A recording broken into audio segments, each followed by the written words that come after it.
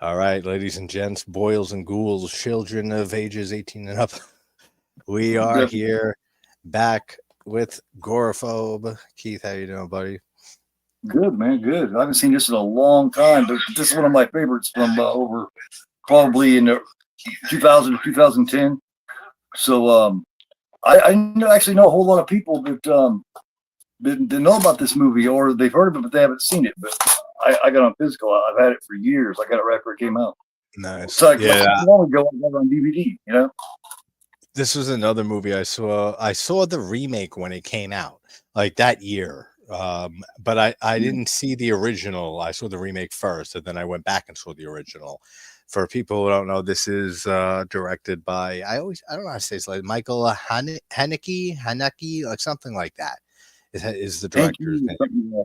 Yeah, Haneke. It's like Haneke. So however you pronounce that. But the original film, the German film, is it's good. It's very good. It's just as good, pretty much, in the way it's shot, in the cinematography, the sound, all the technical aspects, because this is a shot for shot remake by the same director as the original. And the only thing the reason I gravitate towards this one is because of the cast. And we have Naomi Watts, who plays Anne. We have Tim Roth, who plays George. And then, fuck if I know, who plays the little shithead kid. But then we have Michael Pitt, who is just the star of this film. I mean, he is so fantastic in this Yeah, role. And I think this was the first time I saw Pitt, like really. back when this came out. Yeah, when, like, that year 2007. I mean, I could have seen him before that and something else and not pieced it together, because he started kind of young acting. So this is probably something I've seen and don't remember, but this is what made me, like, know who Michael Pitt is, was He this did film. Murder in the. I think it's Murder in the First. Maybe it had Sandra Bullock in it way several years ago, and then he also did Okay. Bully, and he's also like we were talking about in Bully, that Boardwalk Bully, Empire. that's what I might have seen him in, because I don't know if I saw Bully or not, because I remember when I did the video Weird, on man. kids, Larry Clark's Kids, and I did that video. Russell actually, who just came in the chat, I think he brought it up, and because I said I in that video, I don't know if I ever saw Leo Fitzpatrick again after Kids, and then he brought up Bully. Russell did, and I said that's right, Larry Clark's Bully, and I said I don't remember if I saw it, and if I did, it was a very, very long time ago. So that might have been the first time I saw Pitt. But this is the movie Bully, that made me know who he is. Bully's got a really interesting cast, man. It's got Busy Phillips, which is one of the Mhm. younger Phillips mix. It's got Yeah. I can't remember her name, but she was in the Penny Dreadful movie from the Eight Films to Die For. It's also Mhm. got the dude from the original Sleepaway Camp. You know, the one that wears the headband, the one that goes up underneath the Oh, boat, yeah, gets yeah, yeah, killed. yeah. Okay. He, It has him in he's it? in Huh. it. Interesting. He's in it. So yeah, Yeah, that's great. What was the first time that did you see the original first, or did you see the remake first? the remake's the one I seen first. I didn't know anything about it because at that time when this came out, like in the early 2000s, I wasn't watching a whole lot of foreign films. You know what I mean? I hadn't got turned on Yeah. to that yet. I hadn't really got into Argento or anything from Italy or any of the French or any, you know what I mean? Yeah, So yeah. I seen this in first, and then I heard about the original, and just like with The Ring and all them, I went back and checked out those originals. And this is one of the only ones that kind of it's right there with that original. It really is. I mean, this, and like you said, you mentioned The Ring, and that's another one. I don't think it's better than the original. I think Ringu is better in every way. But I Yeah. saw The Ring first, and that's what led me Mhm. to go back Yeah. to Ringu, because yeah, if I think of that, like, while we're talking quick about foreign films, like, I saw when I was younger, I saw a few Argento films. I saw Suspiria, Deep Red, Demons, and Demons 2. I saw pretty young, like maybe a 10, 11, 12. Like, I rented Right. them from Blockbuster. Zombie by Fulci, but I didn't think Oh, of them yeah. as Italian films, or, like, knew any. I just thought they were other horror movies like anything else. Right. And there was a handful of films like that. Maybe a Bava film or two. I don't remember which one of his. Right. So maybe Black Sunday and Black Sabbath, those two I saw kind of Yeah. young, but I didn't get heavily into the Italian stuff until my late teens, something like that, like mid Right. teens, late teens. And same with Japanese horror. Like when Right. The Ring came out, I was 10, 11, something like that. And it was such a big movie. And I went back and saw Ringu, and then that led to Ju-on, The Grudge, and other Japanese classics, and then branched out to other Asian stuff. So it's always unique in finding out like when people got into and branched out into different countries and stuff, like with the foreign movies. Yeah. Because It- there's still so many it- movies that I want to get to, and then there's just so fucking many. um, like quarantine led me to the rec movies.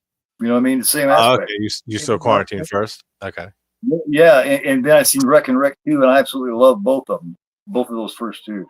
I don't remember the second one. I gotta rewatch it. I never saw 3 and 4 because I know those aren't found footage. They're like something completely different. But the first one I really like. I like the first Wreck.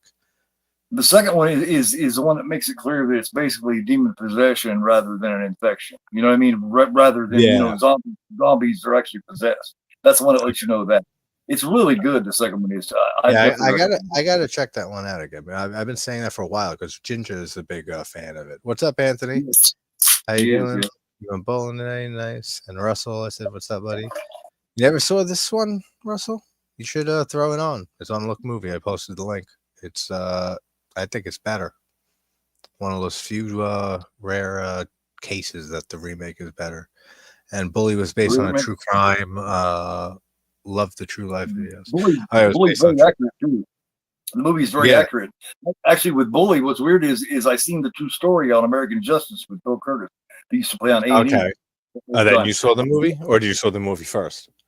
I seen the American Justice, the true crime thing first, and I heard there was a movie made after it, and I watched it, and it is very similar.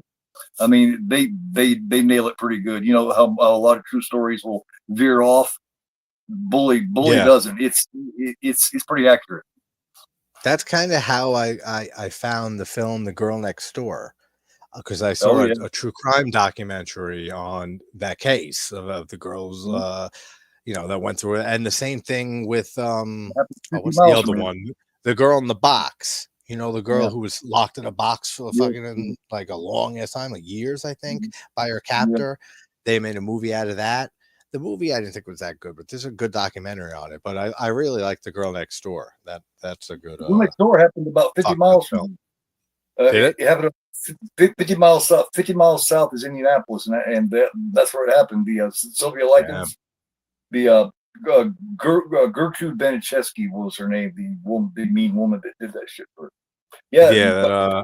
What's the actress in the movie? Blanche something is the actress, right?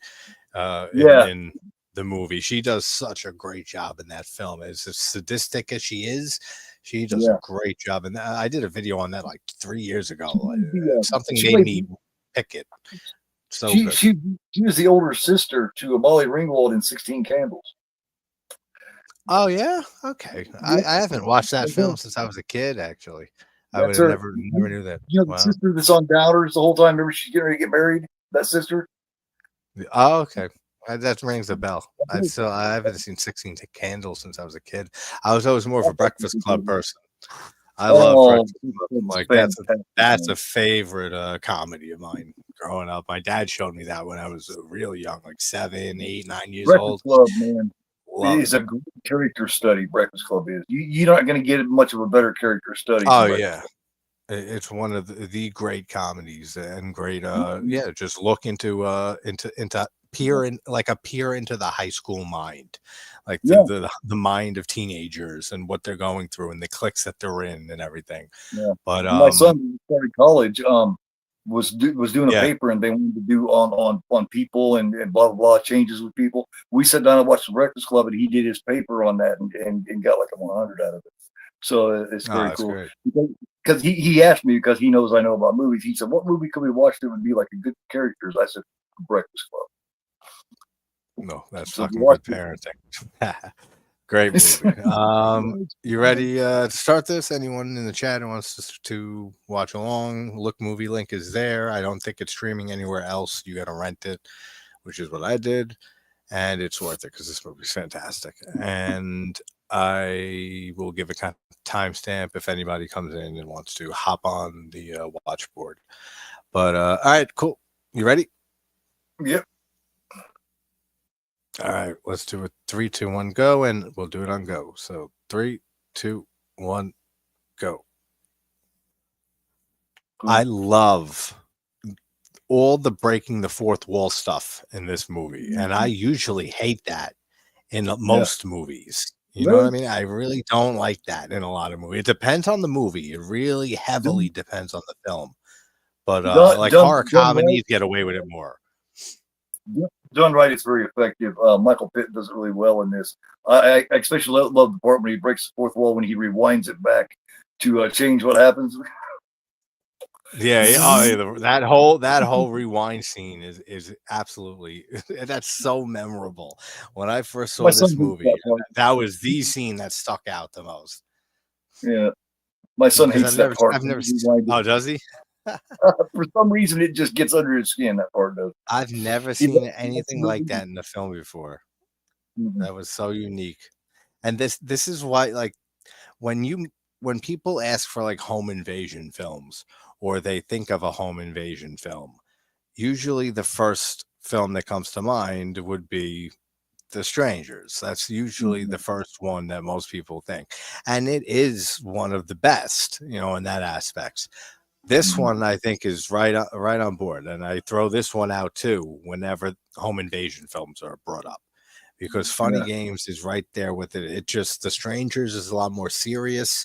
It's a lot more, atmospheric and not a lot of humor at all to it.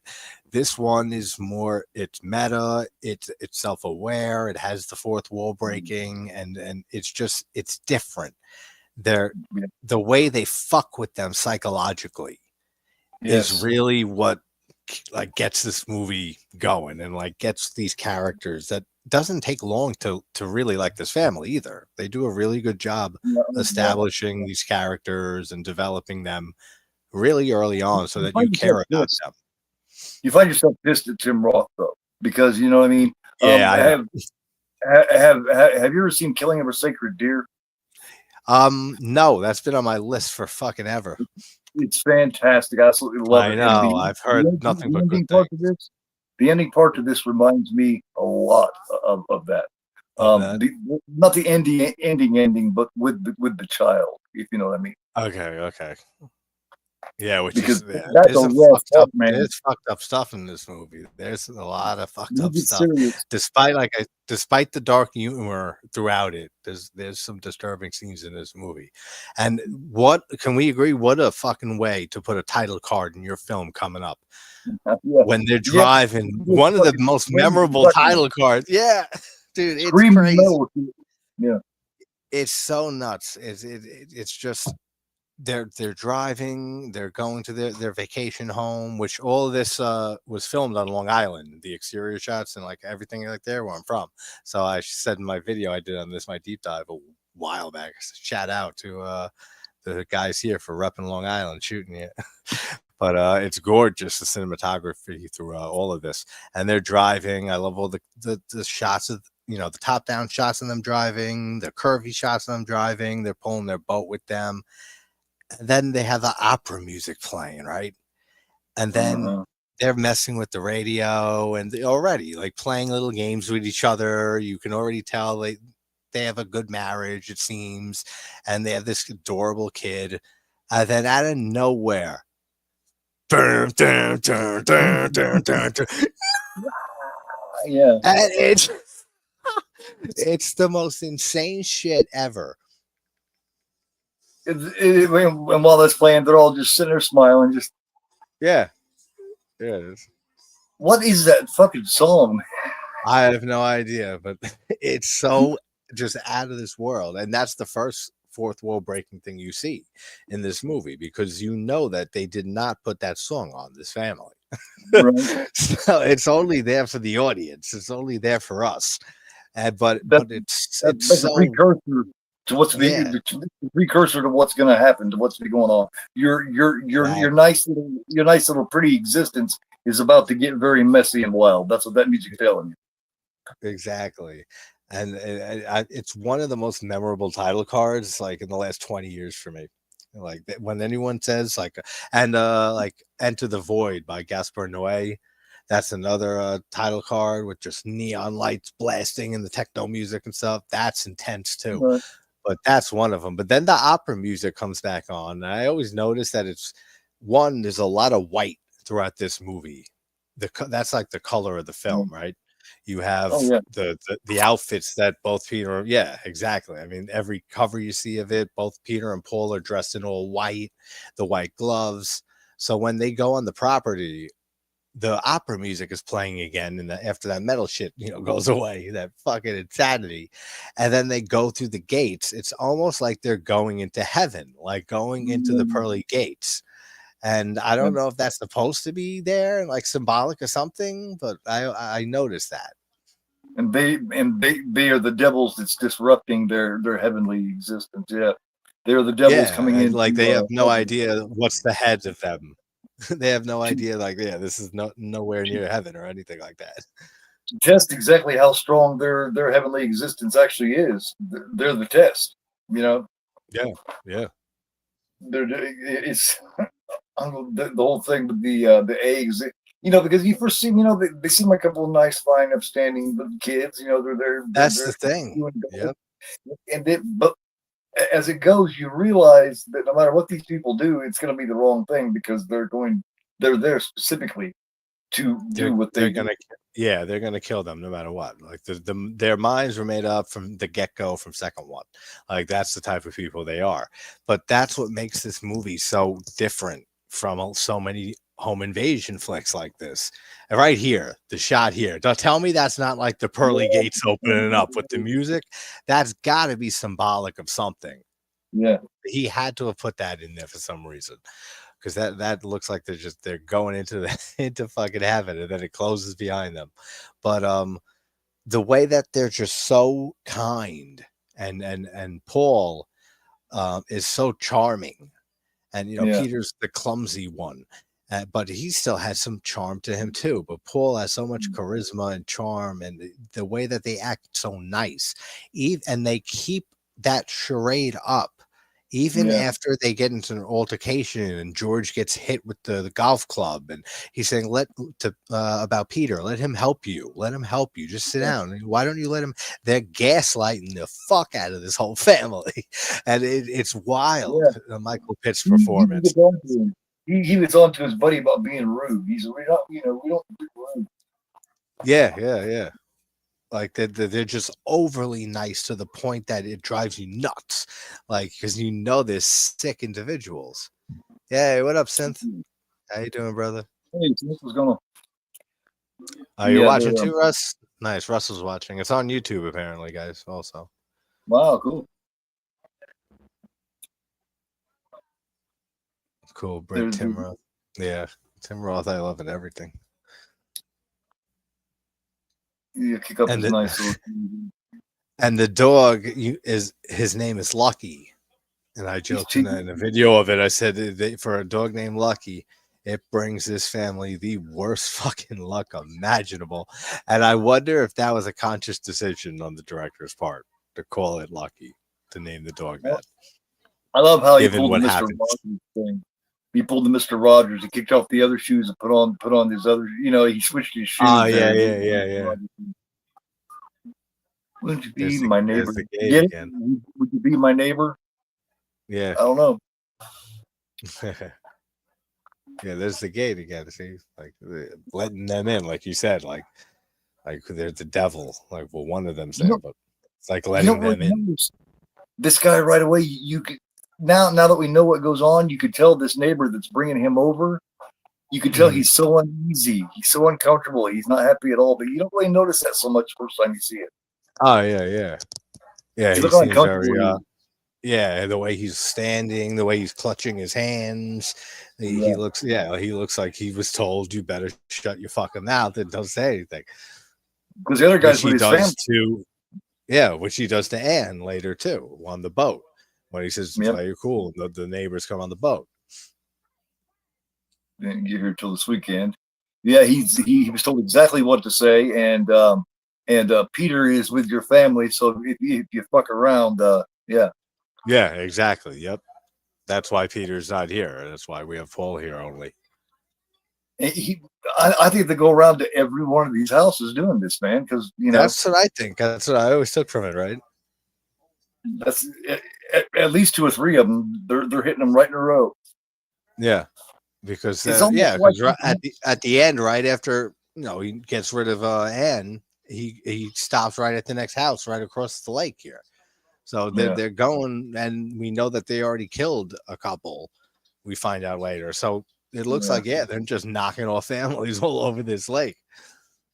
Paul wants to be like them. He wants to be like this, but he's just not. And I think that makes him hate them. Yeah, yeah. You know, He's a very interesting mind to dive into. because he's playing gold. He likes to act like them. He likes to dress all nice in his white and be one of the preppy kids. And one of the but the thing of it is, he wasn't blessed with money and a family like this. Yeah, Obviously, and we don't know their backgrounds, and that's another thing I love about this film. No motive, no nothing. Just similar to The Strangers. No motive at all. We don't find out why they're doing this. They're just doing it because they're crazy and they like doing this and they love playing and funny games with people and fucking with people's minds before they kill them. And we get no backstory. We don't know where they come from, anything about their past lives or anything leading up to this movie and right after it. And I'm glad we never got a sequel to this or anything like that. This is one of those perfect, even though it's a remake, but the story itself is the same. So I'm glad we never got an extension of the story. yeah, it's one of the remakes that I didn't even realize there was an original, and I loved this long before I realized there even was an original. Like when I heard that Yeah. there was an original, I was like, "Damn, okay," because this one pretty much Yeah. covers it. Yeah, no, it's I prefer it in every way. I don't remember the last time I watched the original. It's been years. But it's good. It's beat for beat, like literally shot for shot, everything. It's the exact same film, kind of like Psycho from Yeah, '98, but just that's a terrible fucking movie that shouldn't even exist. That Psycho remake. This you one can't. actually bumped it up with the performances, and it I heard updated it for American audiences too, because the original is in German, right? I think German. right. That's well, I can't remember. It's not quite German. It's oh shit, I can't remember. Let me see. I think it's German, not the film, because I know the film's German. It's a German film. Let me see. It seems like it's one of the suburbs of German type thing. You know what I mean? Like kind of like Austria is or whatever. That how they're like a Yeah. like a neighboring country. Mm. I just got confused reading this. There's a short film called Funny Games 2. So I was just talking about the story, not being fucking, but it has nothing to do with any of them. Nothing to do with anything. It looks like it might be a completely different franchise, like a different Funny Games and a sequel to that. Because I never heard of any type of second or a sequel to the original story. But the original is pretty sure it's German. It's German. It's a few languages. All right, German, French, Italian, Serbian. But it's an Austrian. All right, it's an Austrian psychological thriller. So it's an Austrian film. Yeah, like I said, because that's where Schwarzenegger's from, I do believe. So Yeah. That's basically Germany. I mean, it's just one of those neighboring little countries. Yeah, so it's, the movie is Austrian, but the language is spoken is German and French. So we have German and French is what they speak in there. And here's Peter. Almost said Paul. See, he's got something about him too, man. This charismatic. Yeah, I know. He's great. Smile he has is fucking creepy, man. He's creepier than Paul. Yeah. Oh yeah, because he doesn't have the same pretty boy face. He doesn't have the same charisma, and he's a lot more clumsy. And this is great when he asks for the eggs. He walks out and shit. Oh, what happened? And she comes out and looks. Oh, it's not the biggest deal, and she's trying to be nice. And then you find out in a little bit he did it on purpose, and he does it again. And I love this how he gets up. he gets up and cases the place real quick. See how he looks around, looks up, down. I love that little detail. Yeah, he said, just give him the eggs. Well, I don't understand Yeah. what's so difficult about it. Dude, I love that line so much. That's where you see the facade start to Yeah, shed on him. yeah. Is He when looks shitty. after they He go goes back through to, the Yep. yeah, after it goes through like 3 times of this, and then and George is there, the father, and then he says like, I don't even know what's going on. He's like, listen, we came for the eggs. He dropped the eggs. We just want some more. Like, what is so difficult to Yeah. understand? I love that line. That's one of my favorite lines of the movie. That's when as soon as she was uncomfortable and wanted them to leave, there would have been no discussing nothing. They'd just been leaving. If they fucking pulled their bullshit, I'd be hitting them back. If I had to crawl, I'd be fucking stringable. Period. Yeah, right. These two punks would be coming there pulling this shit. It'd be a lot more difficult for them. I'm not Jim Roth. Yeah. He makes me angry. Like I said, I know, because he doesn't do anything to help or anything. He's just a pussy in this movie. Yeah, exactly. But the fathers, it's the same in the original. The fathers are the same way. But it's like, oh, come on. It's Tim Roth, though, in this. It's like, fight back and something. That's the only thing I would have liked if they changed it a bit from the original. Lays around and sniffles and cries. That they have gloves on, that would immediately have my guard up. Why the fuck do these people have white gloves on in the middle of it looks like the summer? They do pick up the golf. I know that's the way you can explain it away, but they're not physically on a golf course right now, so I would still have my guard up immediately. And I know they go and pick up the club in a bit when Paul comes in, but still they're not on a golf course, so I think it's weird, and I would be immediately guarded if I saw someone knock on my door, and I would just say, no, sorry, I don't have any eggs, and I would just let them go on their merry way. They allude to them being like almost like a couple or something, you know what I mean? And you know what I mean? Like almost like they're like a homosexual couple type thing. Like he's the girl, and you know what I mean. And Michael Pitt's the boy side. They don't really say that, but it kind of alludes to that. Just like it alludes to him, just like he says, he basically refers to him being chubby or fat. You know what I mean? Yeah, and that's a good point that leads into what Synth has here up on the screen. You get Joker style multiple choice backgrounds. They continuously contradict each other, which they do. He calls him Tommy or something like that. Like Paul calls Peter Tommy or something like that. Tom, I think. He calls him, calls him Tubby. Yeah, Tubby, and then he calls him Tom. So like he calls him different names because who knows how many times Peter and Paul's probably not the names at all.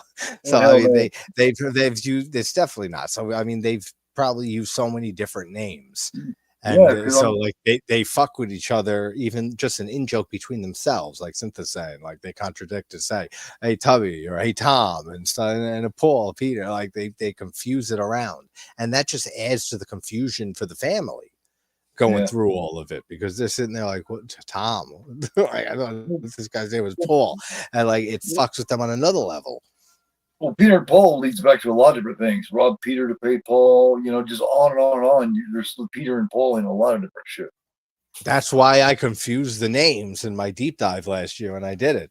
And I was telling you backstage, I had anyone wants to check out my full deep dive on it, go check that out. But I fucked Paul and Peter's names up like 9 times throughout the video, and I put a PSA at the beginning saying that, and then I had a name fuck up counter, 1, 2, 3 every time that I messed up Peter and Paul. And I said, don't put Peter and Paul, 2 names that are common, would both start with a P, in a movie and expect me to not mess it up. Pitt plays such a good. He just got such a regular boy next door face, yet he's got this also. When you look deeper, you can see something going on in there through his eyes. He does a really good job. He's either really fucked up in the head, or he does a really good job playing. Oh no, he does a great job. I mean, this is one of my favorite performances of the year for sure, of 2007, but maybe of the decade, of the 2000s. He plays such a great role in this movie, and like you said, not to take away from, I never remember the guy's name, so that, I mean, that sucks. But the guy who plays Peter, Yeah, that's that Brady Corbett. Brady Corbett. Brady Corbett. Yeah. Brady Corbett. That's his name. So him, I mean, he does a fantastic job too. But I mean, Pitt just he steals the show. Like him with the golf club. Can I just one swing? Can I take it out? Like yes. Like come on. Like the look on his face, the smile. Thank you. Yeah, and they're He's so polite. They're so polite, calling the ma'am and sir and everything. Let me catch up on the chat here. There's four walls in this. There's four walls in this. That's funny, Russ. Uh, yeah. Since Russell only saw the original, I think he never saw the remake. Yeah, Joe. I know you have a TikTok. I saw you earlier post on one of mine. Thank you. Those aren't golf gloves. Yeah, I didn't think they were either. That's why immediately though, no matter what the reason, anyone knocks on my door and they got gloves on, they're immediately gonna be. I'm gonna have my full guard up and ready to slam that one of those hands right in the fucking door, and this, that there'll be so much pain from that hand. Immediately, you just like use your hand like this. You curve it up. You stab them right in the armpit with your finger, real hard where the nerve endings are. Then that'll send more pain signals to the hand that's crushing the door. Then you just get the fuck away from me, or I'm gonna kill you or call the cops. Things that George should have thought of in this movie. There's some foreshadowing with the knife that the rope snapped off in the bottom of the boat. Yep, and the dog too when she walks past the car, which that's a great scene. The warmer, cold. That's great. Yeah, that's fucked up. Yeah. Thanks a lot. You look at her. She's getting very unnerved by him. You see the way she just stopped and just looked at him for a minute. She was like, That's a good point, Russell. In golf, you only wear one glove. I mean, I'm Did you not a get the- golfer, so I don't know. But if Russell's saying it, I'm gonna just assume he's right. He just came and walked right the fuck in. Yeah. I don't want to be part of it. Yeah, she knows, man. She's a lot smarter. Yep. This is where she's getting weird vibes since not when he first asked for the eggs. Weird vibes, I think, after he dropped it the first time, but not too weird. After he knocked the phone into the sink by accident is when I think she really started, getting really creepy vibes and starting to get creeped out. And this too, right here, like to him scolding Peter, like, did you misbehave? Did you say something while I was gone? The bullshit they play with each other just to mess with them. It's so well written, this film.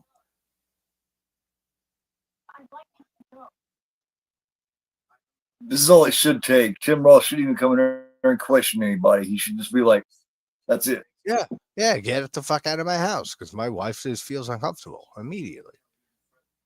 Yep. But he doesn't do that. He wants to come in and be all Mr. Nice Guy, Mr. Fair. Yeah, exactly. What's up, Rusty? How you doing, man? Good to see you. Hope you had a good Halloween. The horror and metal maestro. What do you think of this movie, bud? Yeah. Both are equally tough to watch, in my opinion, but I like them both. Yeah, I mean, both are good. We were saying I haven't seen the original in years, but just the cast of this movie is what makes it better for me, and the one that I watch much more often. Despite, like we've said, it's literally shot for shot the same film. And yeah, she's getting gaslit by everybody here. Peter, Paul, George, they're all. She's just like, I want them out. Like this is ridiculous. Like I have a feeling, and I like how she pulls George aside and said, I don't know, whatever my reasons are. I feel something. I want them gone, and he still doesn't do anything for a bit. Yeah, we just want the eggs. The coolest thing he does is here in a minute. George finally does something, and then it gets him no fucking place. Oh yeah, yep. But at least he does that because he just says, Yeah, well, he says, "What? Hold on a moment." Yeah, this is what I said. Well, yeah, I like when she says, "I asked you to throw them out. Maybe I have my reasons." That's what she says. Which immediately, if that was my wife, yeah, all right, get the fuck out, guys. Like, I'm sorry. You know, you're not getting no eggs. I don't care what her reasons were. She can explain it later to me. Well, he says, "Oh, I'm sorry. My wife's not feeling too well." Come on. Oh my god, yeah, it's one of those things. Yeah, could you please leave? She's not feeling too well, all right. She's freaked the fuck out. Right here Please is where leave. it turns with that great line.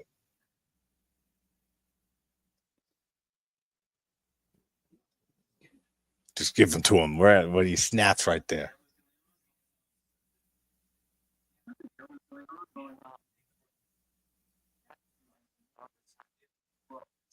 The way he delivers that fucking line, man, I love it. Always have. That's one of my favorite lines in this movie. Yeah, you better be careful, old man, or I'll break your eggs. And he pussy slaps him. Are you kidding me? He pussy slaps this guy. And the way they handle this kid too, man, it's fucked up. At parts of this movie.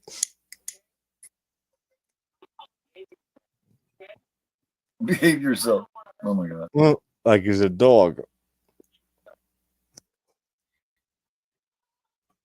And even he says, "I don't want to hurt you," and then we know that's bullshit. The whole intention is to kill all three of them.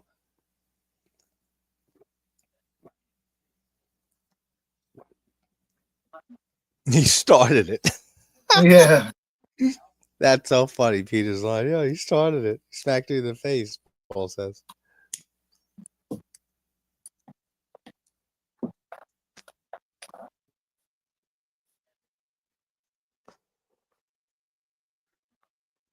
Yeah, Russell, that's what Keith was saying to me backstage before we started.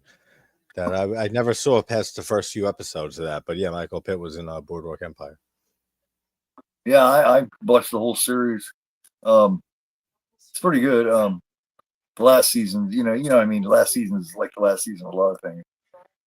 Yeah, But he's only in like the first season, like maybe a little bit into the second. I do okay. believe. Or She maybe also the Black Phone too. maybe he's in the second. I don't remember. Yeah, the Black Phone too, Joe. It was good. I was not a fan really of the first Black Phone. I want to see the second just to see because I mean I'm very hit or miss with Scott Derrickson films.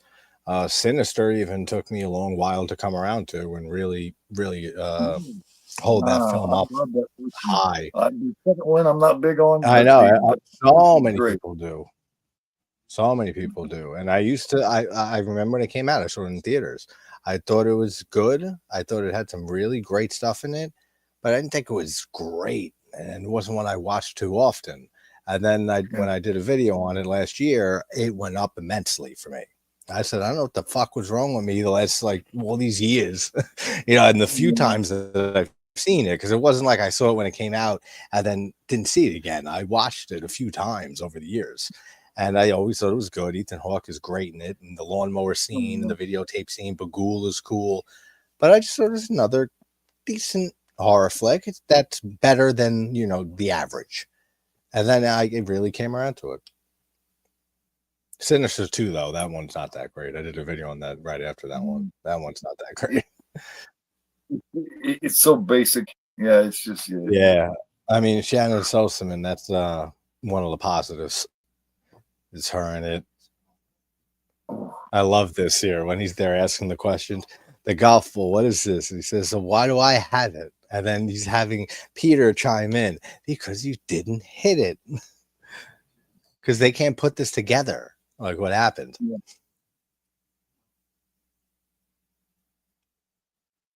She's starting to. Oh, yeah. Because now she's remembering the dog yelp. And yeah, that creepy smile, yeah, on Peter. And why didn't I? Because something stopped you. He's just having fun. Oh, yeah.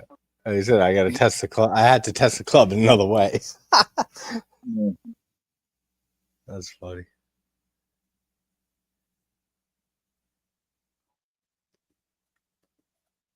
Sounds good, Joe. Just keep plugging away. The original, Rusty says, has a better. I don't. Yeah, it's been years. I don't remember. It has a better color palette, more flat and real looking colorization. I do remember that actually. It looks more gritty, like more like a not documentary, but like more of that real feel. Yeah, I know. I remember that. Aussie just does realistic colors better, more real looking. Yeah, I agree with that. There's a lot of the use of the color white in this movie, as me and Keith were talking about earlier, um, which I like a lot. I really love the color in this film, but I'd have to rewatch the original because I do remember it being a little more gritty looking. I love this. How he breaks the fourth wall when she's looking for the dog. And warmer, colder, cold. Then he just looks back at the camera and he gives the camera and all of us a glance and like, huh, and he turns back. That's great. Like I said, it doesn't work for me breaking the fourth wall and things that aren't horror comedies. Horror comedies, you can get away with it a lot more. In like a more serious horror film, it's a lot more difficult, and I don't care for it much if you break the fourth wall. But this is one of the rare examples where it's you got a fucked up film, and it's a serious film despite being having dark humor and being very meta and self-aware.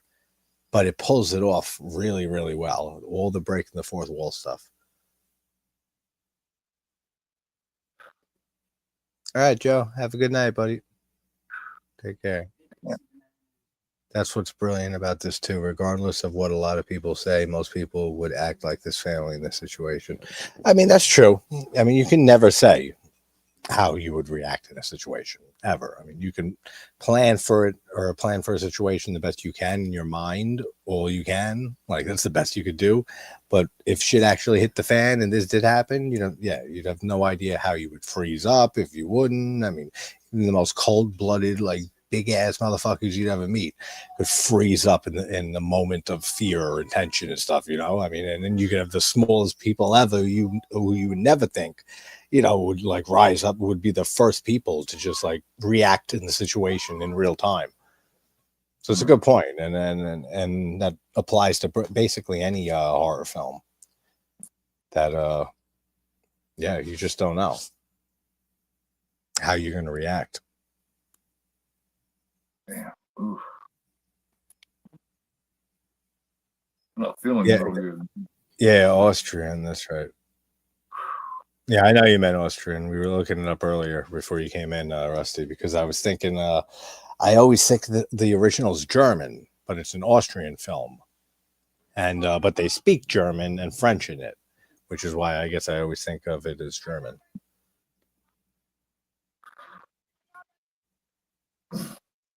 Kind of like how people freeze when they see a car accident. Not, yeah, exactly. Most people freeze. Yeah, well, that's a key thing there. Unless you're used to adversity, which could be a blessing and a curse for those who are speaking from experience. I think American remakes of European films come across as overproduced. A lot of times they do, absolutely, Rusty. What do you think about that, Keith? About American remakes of European films coming like overproduced? Yeah, they try too hard. They really do. Yeah. I mean, And not even that just European films, like Asian films too, right? I mean, all American remakes. they try to fancy it up and make it look smoother, and that's exactly the opposite of what you need to do. Yep. I mean, it's like even to go back to like The Ring when we were talking very early on, how much I love that film, despite watching The Ring first, but I love Ringu after I saw that one. That's in my top films of all time. I think it's better in every way, stylistically, cinematography wise, but I still think The Ring is probably one of, if not maybe arguably the best Japanese remake, I mean, American remake of a Japanese horror film. but I don't like it. It does feel overproduced, and the CGI and stuff for Samara, and there's a lot of that, and the green filter on it. That's the one thing of that remake. The one negative really I have is how it's so fucking green for no reason. It's, you know what I mean? That green look to everything in the ring. I don't know why they went with that filter. It works in the Saw films because they have that similar green filter in the first 7, and I like that Yeah. look for Saw movies. But something about it in the ring, it's way too much. They had the same thing with Ju-on, you know, and The Grudge. Yeah. I vastly prefer the original. I never liked the American remake. It's not bad. It's good. It's a good movie. It's just why watch that when you can watch Ju-on the Grudge? Yeah. Have you ever seen Ju-on the Curse and Ju-on the Curse 2, the ones that came before Ju-on the Grudge? I don't think so. You should watch the first one, Ju-on the Curse. I haven't seen the second one still because when I did a video on Ju-on the Grudge earlier this year, I have a subscriber who comments on whenever I do Japanese movies. He comes out of the woodwork and like will comment on it. I guess he's a big Japanese horror fan, and he mentioned the Curse and the Curse 2 being the precursors to the Grudge. And I heard of them, but I never saw them. And I ended up watching Ju-on the Curse, the first one, and did a video on that. It's really good. Like, it's really good. It's like right up there with Ju-on the Grudge. I haven't seen the second one, the Curse 2. Then that one was the one that led into the next one with the original, the Grudge, Ju-on the Grudge. But those two Curse ones are interesting. And the first one I really thought was great. I got to watch the second.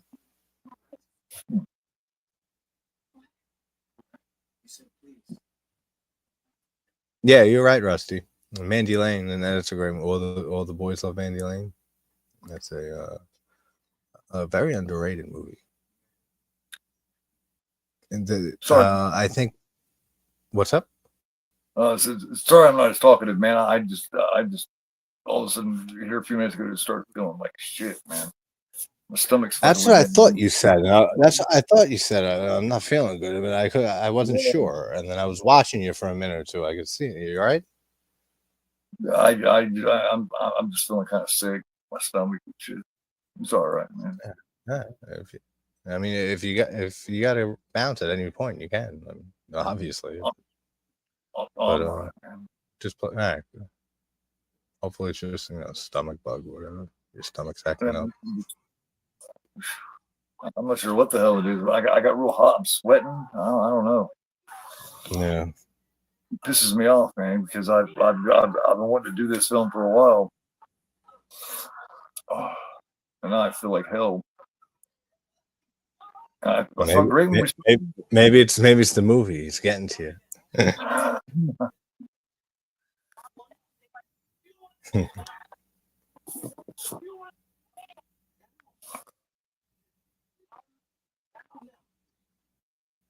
He's telling this kid, calm down. I mean, well, I'll give this kid one thing. This kid, Georgie, fights more than his father does for his survival. Yeah, he's a lot more like his mom. This kid puts up a fucking he puts up a fucking fight. Yeah, exactly what Rusty said. Just breathe into the mouth, into the nose, out through the mouth. All that stuff.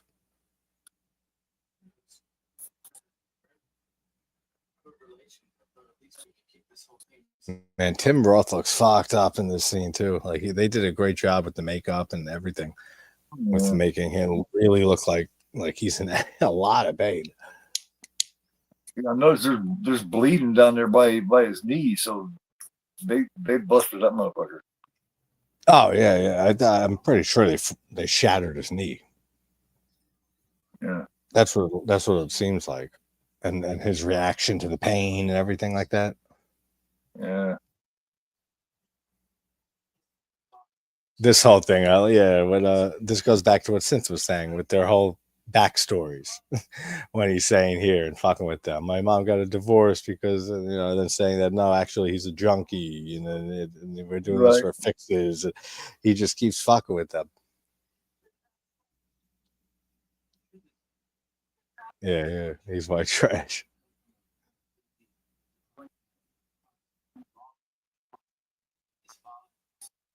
You never know what's the truth and what's not. Some of it may even be the Yeah, truth, but I you was may just know. gonna say the same thing. I was gonna say maybe some of it is truth mixed in with whatever lies and bullshit that they're spinning, but you'll Because never know.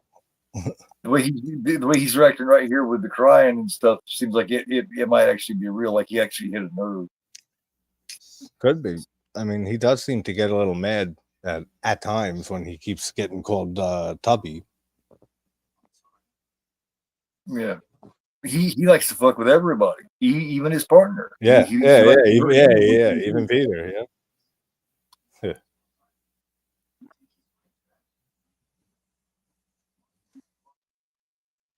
Come on, he's a spoiled little brat.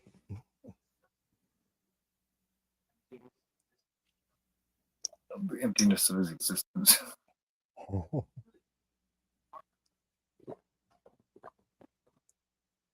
He does a good job of just making you want to just beat his brains in, you know? I know, right? It's the smiles. It's both of their smiles. Like they really, the casting was so well done with this. Whoever the casting director was, kudos. And I mean, Naomi Watts, I love in everything. And that's funny that we've been talking about The Ring and stuff. She stars in The Ring too.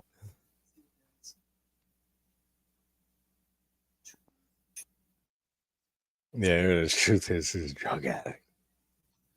He's going there right now to shoot up.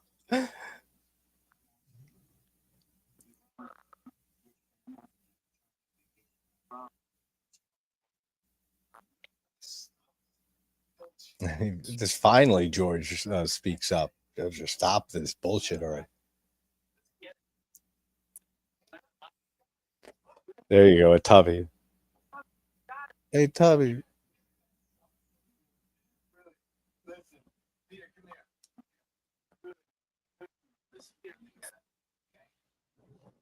That's Furby's reaction to the game. Yeah. Peter come in munching on some of her food and shit. Wow.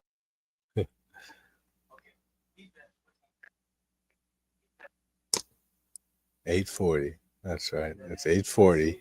They're saying 12 hours, they're going to be dead. Kaput.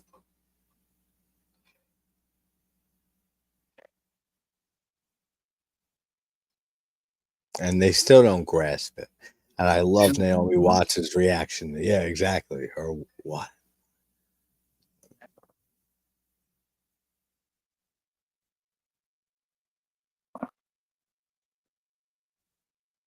They're just like, what?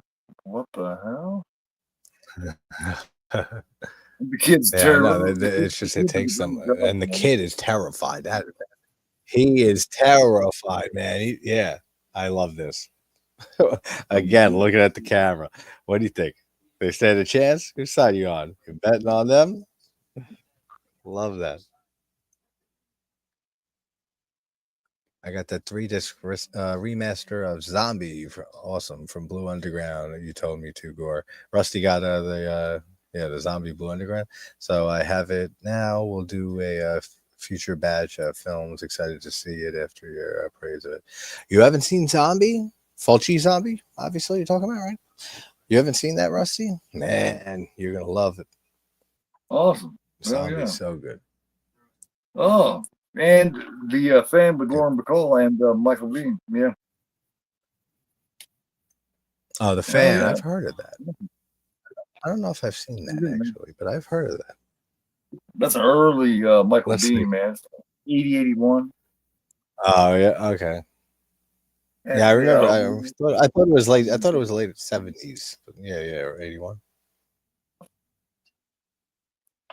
Tubby. I just put up, guys, on the TikTok, but I'll probably post it onto the channel too. It's like a pretty short review on a spoiler-free review on Sergio Martino's "Your Vice is a Locked Room and Only I Have the Key," which I watched earlier for the first time in I don't know, probably 2 years, 3 years or so. One of my favorite giallos to this day. I still think that's one of the best. And one of the greatest titles for a movie. Yeah, it's one of those really Excuse me. fun ones. And you got the cast is phenomenal. You got Anita Strindberg. You have oh, what's the guy's name? Luigi Petrelli or something like that. He was in Bay of Blood, and he was in Good, Bad, and the Ugly, and For a Few Dollars More. He had like small roles in those. A lot of spaghetti westerns, and then you have I don't know how to say the woman's first name, Fennec, who's in a lot of Martino movies. She was in Um, Strange Vice of every, Mrs. Ward, The Case of the Scorpion's Tail, $5 for an August Moon by Bava. it's like Great Ed, cast. Edwidge or something like that.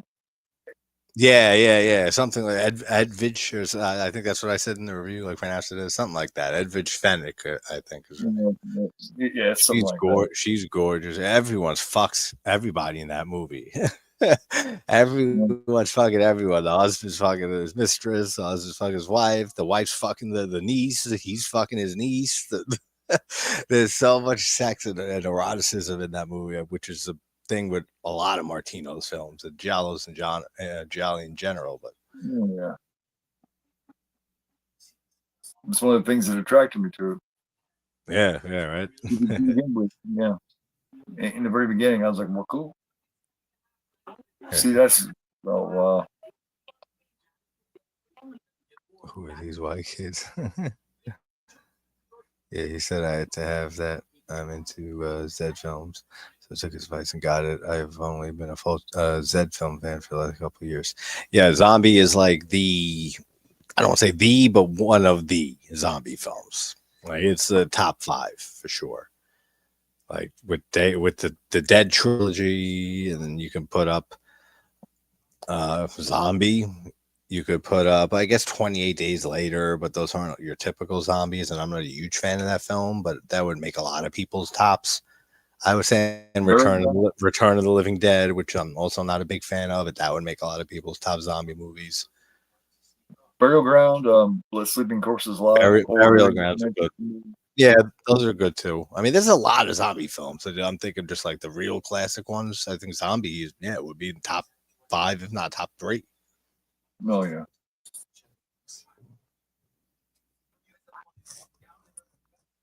This is such a degrading scene. What they do to her, that they make her undress, and for some, I guess they're not into raping or anything like that, anything sexual. They don't do that for that, because they have her undress and to just see like how, and they're making jokes about it if she has rolls and stuff like on her body, and she undresses. They put the sack over the kid's head so he can't see it, and then they just have her get naked and then put her clothes back on afterward, just to embarrass and degrade her more in front of her husband.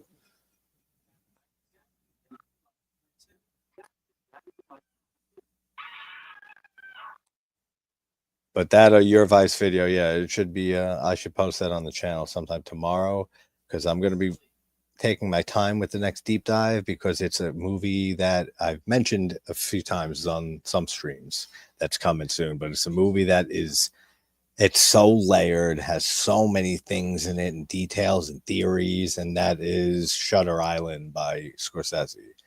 So that's going to be the next deep dive video sometime this week. I watched it twice in the last few days, after watching it a week ago or a few weeks ago, for the first time in years. And now I'm like preparing, what my theories on it, because there's a few theories on that film.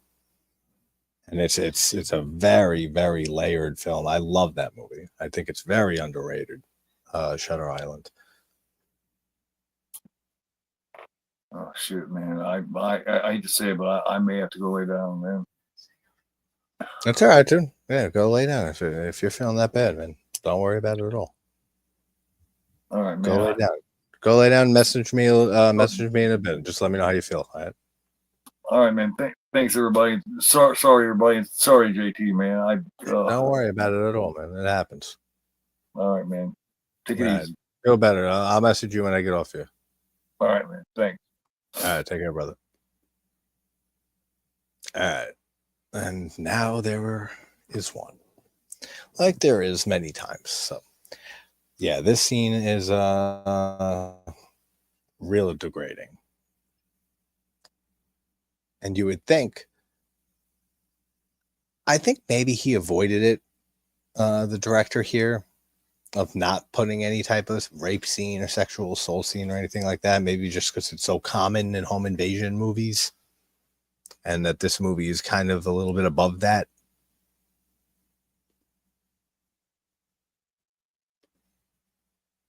The kid shot is just over my line, like Martyrs, which I finally got the Aussie Umbrella remaster. I'm scared to watch it.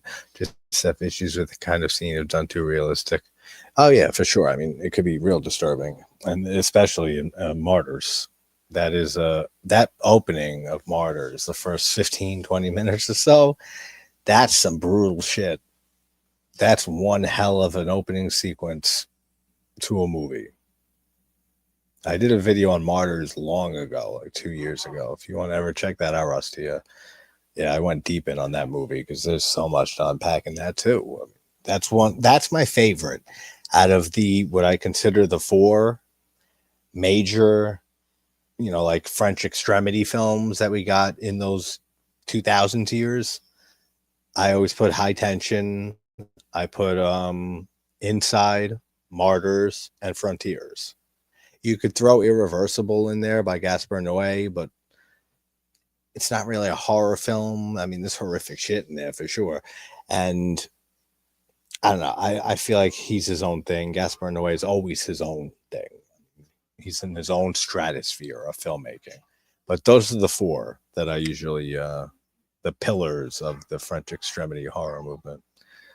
Yeah, Shutter Island on DVD. It's such a good movie.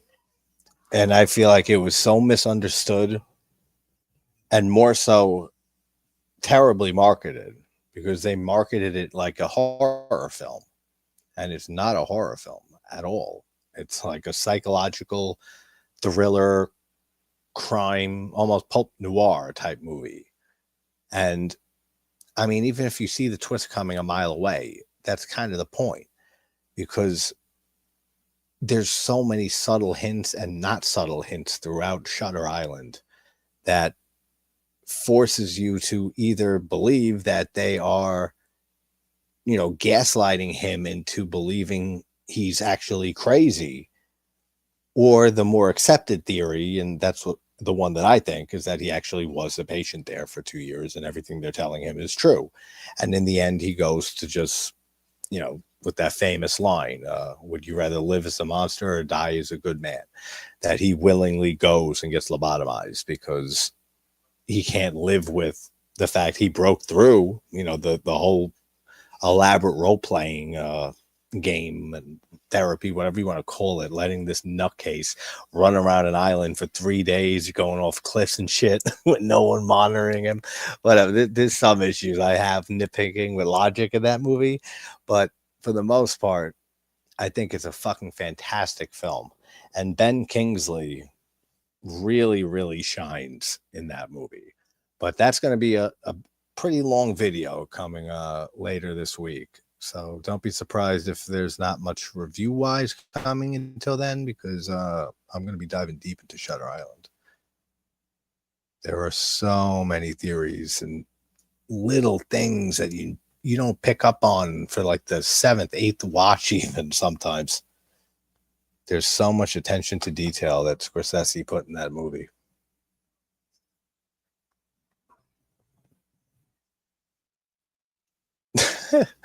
Peter is saying it's this joke, and he's picking up George's body. He says, I got to take my SATs again in the fall. And he's still doing it. Like, does it hurt badly? Like, I wish you'd let me look at it. And you got Georgie, who's smart as shit, the kid. He's running away.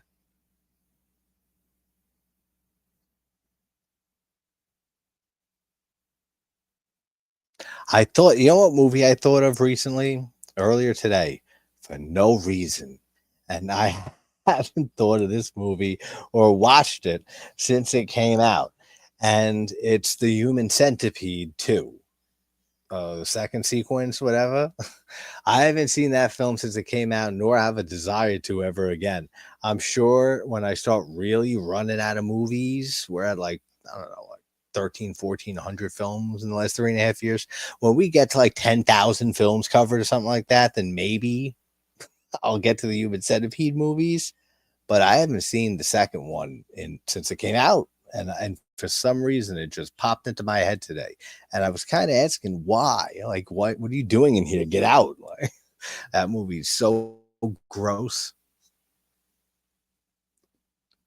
But the South Park episode with the human centipede, that's one of the best episodes of South Park. That is so good. Cuttlefish about to come out of asshole. Kyle, I believe in you. That's so funny. I've been afraid to get it for a long while over the content.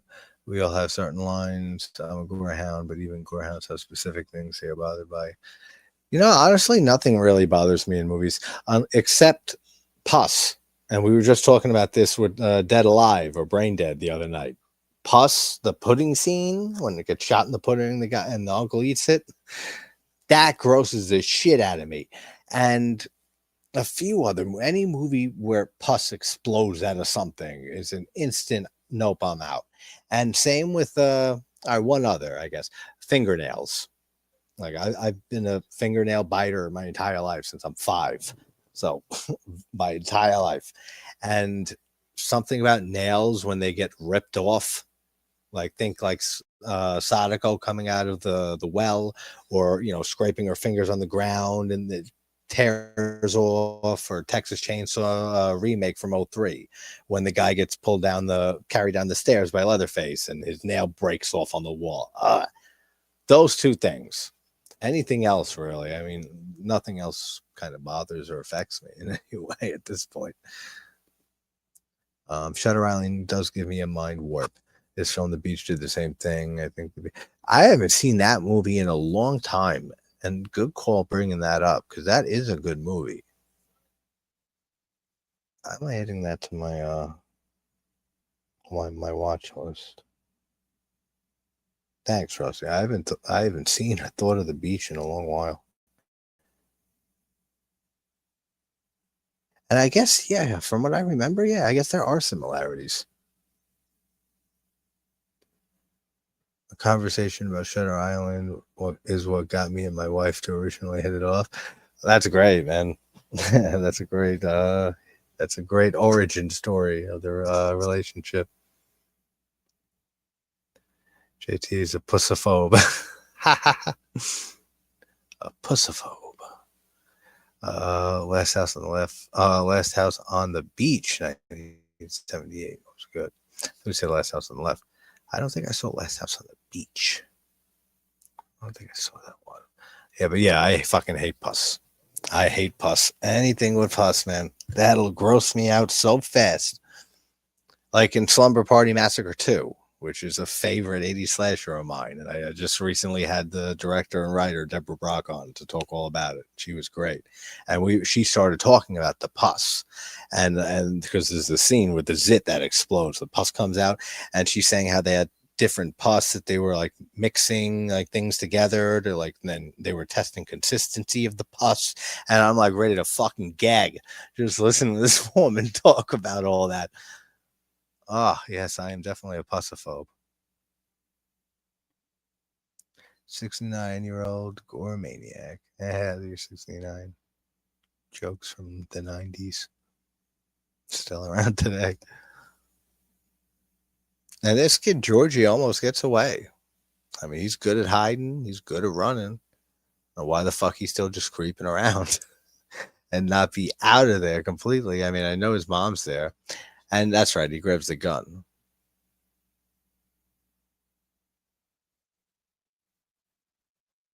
But yeah, the use of white is so heavy throughout this film. Even with the shadows where it's dark here during the chase sequences, like all the houses are white.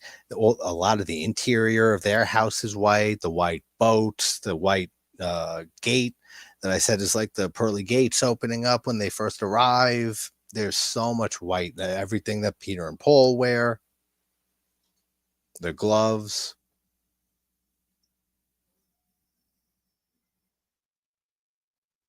Naked City is the name of the band.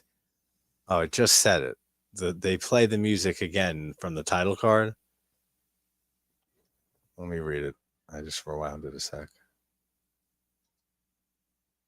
So they put the CD in that plays the song from the title. Naked City's Bonehead. The name of the song is Bonehead by Naked City. Never heard of it outside of this movie. And it says woman screaming, but I doubt that's a female singer. I think that's just a really falsetto, high pitched, freaky ass guy in a metal band singing that.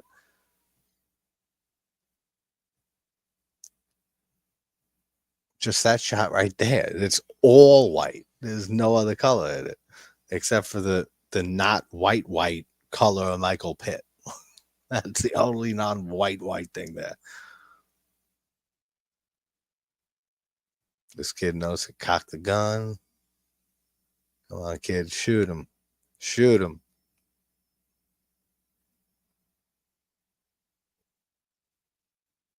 The way he walks towards Georgie, Michael Pitt, and he has just a blank look on his face for maybe like one of the first times in the movie. Doesn't have his charismatic grin, his smile, nothing like that. He just looks straight up evil walking towards this kid.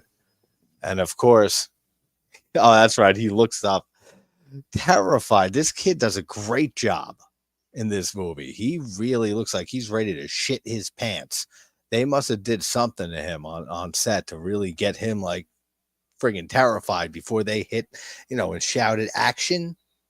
They did something because he is too good.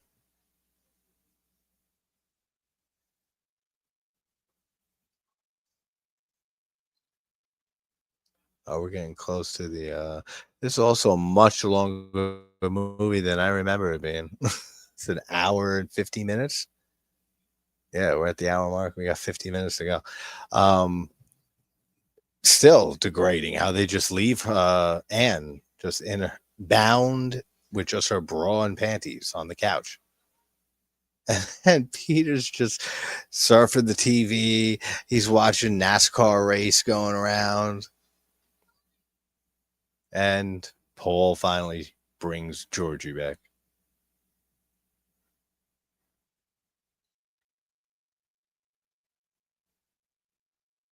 See, that's where we find out that they killed a family already.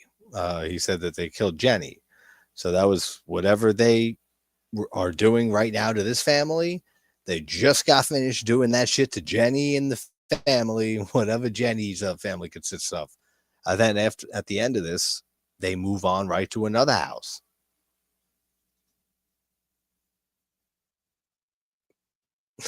The way he still gaslights them.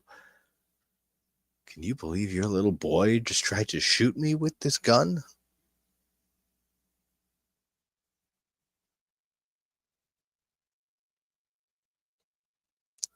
He asked him what time it is. After 11.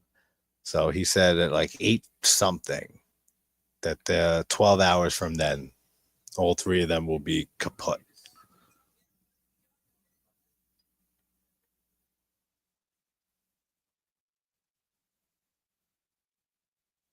I checked the chat here.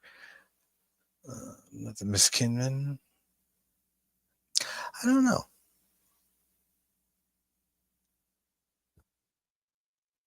Who is Miss Kinman? Oh, you mean Kidman? Are you trying to say? If not, no, Naomi Watts. They do look similar. They have some similar traits.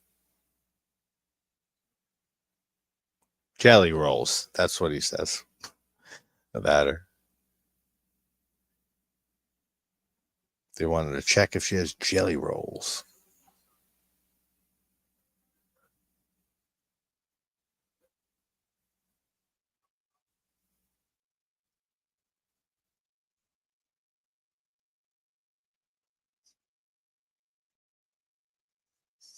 Yeah, for this movie, I mean, the length is fine because it's a really fast paced film.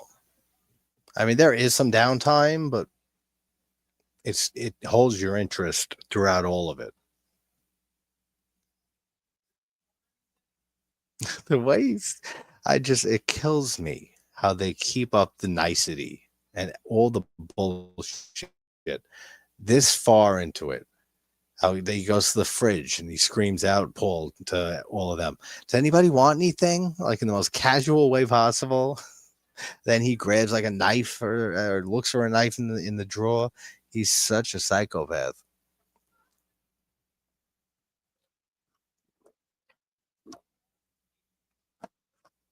Oh, that's right. This is so fucking sad.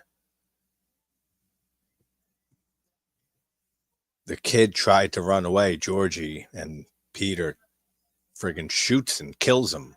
So the kid's dead right in front of his parents. They don't show it either, which is, I think, a very good decision. Not that I'm any opposed to, kid deaths, but usually we celebrate them around here. But I think it's a lot more effective, all of this, because you hear their conversation when Paul comes back in the room and he's yelling at Peter and said, what the hell did you do? And he said, he tried to run. And the whole time they're arguing, it's just a static shot on the television with the NASCAR race going around with the kid's blood splattered all over the TV. That's all you see. And I think that's a very good decision. They easily showed. I mean, you see the kid like lying behind the TV. You can't see anything. Like his head is behind the TV, so you can't see the damage. But it's a real disturbing image and sequence here. Damn. Yeah, that's a gut punch. Yeah. It's fucked up, right? Yeah.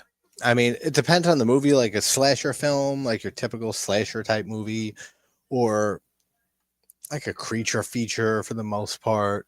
90 minutes, I think, is always good. A little over is fine.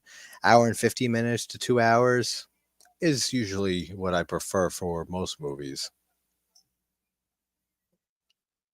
I mean, I'll watch a 3.5 hour long movie if it's good, if it keeps my interest.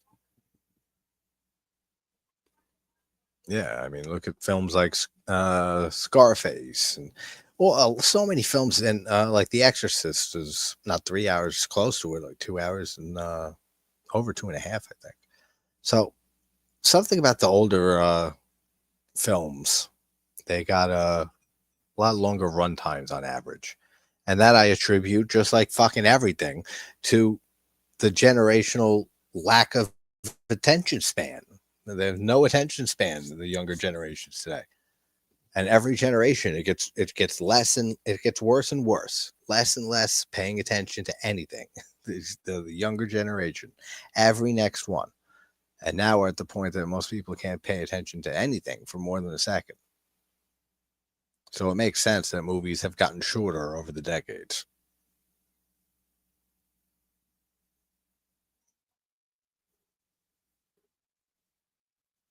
But man, what do you do? Like your kid was just fucking shot and killed in front of you, and your husband's a worthless fucking nothing. He hasn't helped with anything in this whole movie.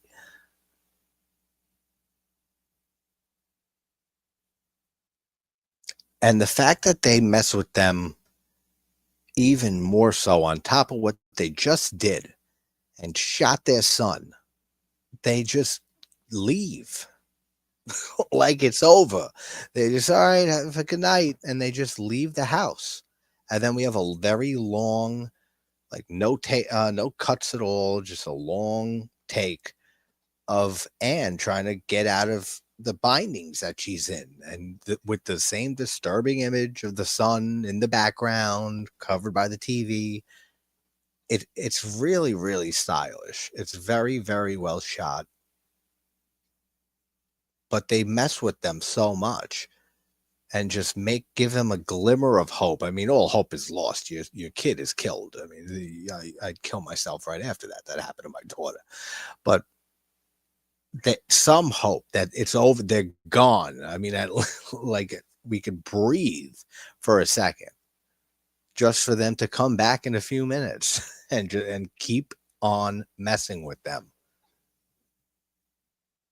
Really, really disturbing stuff. Psychopaths are usually very friendly and congenial. No, they are. Yeah, for sure. And a lot of charisma.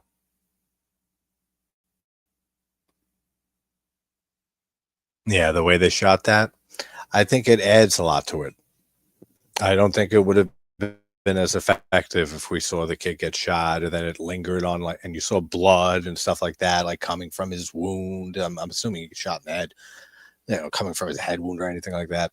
I think that would have been, I don't think it would have been over the line because nothing really is for me, but the way they did it is so much more stylish. It's a lot more creative of just having that static shot on the television with all the blood drenched on it. You know where that blood's from, you know what happened, but you're watching a NASCAR race on TV while they're arguing. I think that's a great decision.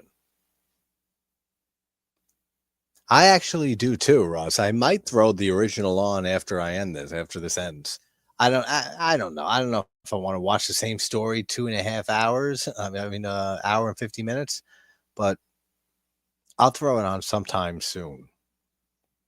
And I don't even think I was gonna say maybe I'll do like a comparison video since I did a deep dive on funny games, but it's shot for shot, and it's besides talking about the cast being different, which I already did in that deep dive. There's nothing really else to talk about for the original besides like small things like stylistic choices and like Rusty, like you said, like the colorization of it and the cinematography and things like that, technical aspects. Besides that, I mean, yeah, it's not even content there like to go and do a video on the differences.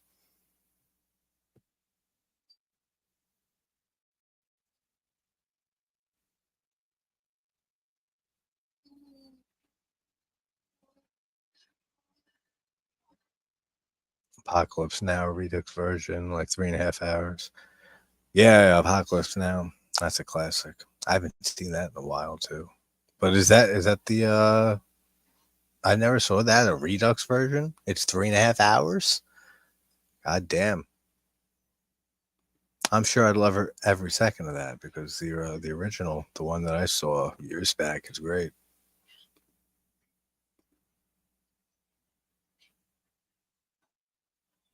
Oh, okay. So there's 4 different cuts. Interesting. Redux is great. Like that Speak No Evil is all right, but doesn't compare. I still haven't watched either of them. I haven't gotten around to those 2 movies, the remake and the original, and I haven't gotten around to Sinners from it was early this year, right? Sinners. Never got around to that. I got to catch up on a decent amount of releases from last year and this year. I usually catch all the major ones and the bigger ones and some lesser known ones, but I fall behind on like the mid tier ones and got to go back eventually, which I never have time to. So eventually they come out. And she says they may come back. No, they coming back. I mean, how can you say that they might come back?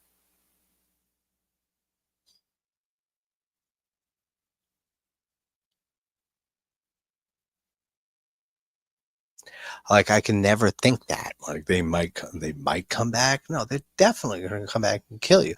But I don't. Maybe it's me. Maybe it's a New York thing. Maybe that I grew up like in New York. Everything's a fucking scam. Everyone's trying to scam somebody else. Everyone's trying to fuck you over like at the first sight. That is how it is in New York. Maybe that's just why. I would never trust these people to even come in my house with the gloves. I'd be immediately on guard. All of that. And then would they come back? Of course they're coming back. They're going to kill us. Get out of here. Move him faster. Get his ass out of there.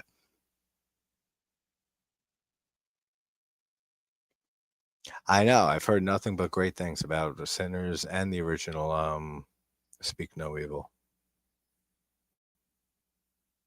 I did see Bring Her Back. I liked it. I thought it was good. I didn't think it lived anywhere up to the hype that it was getting. Same with Talk to Me.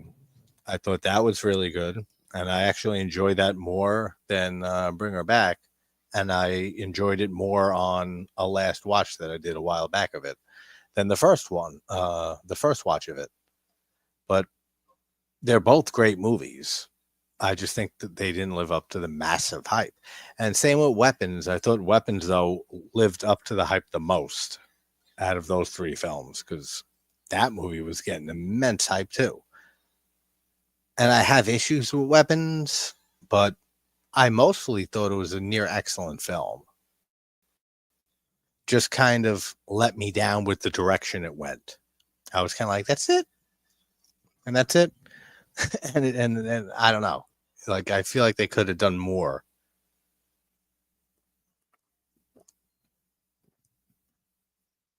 with the whole idea.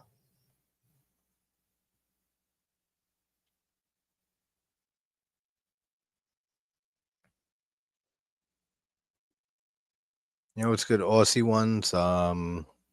Wolf Creek and Wolf Creek 2. I haven't seen the second one, and I haven't seen either in years. But the second one, I don't think I've seen since it came out.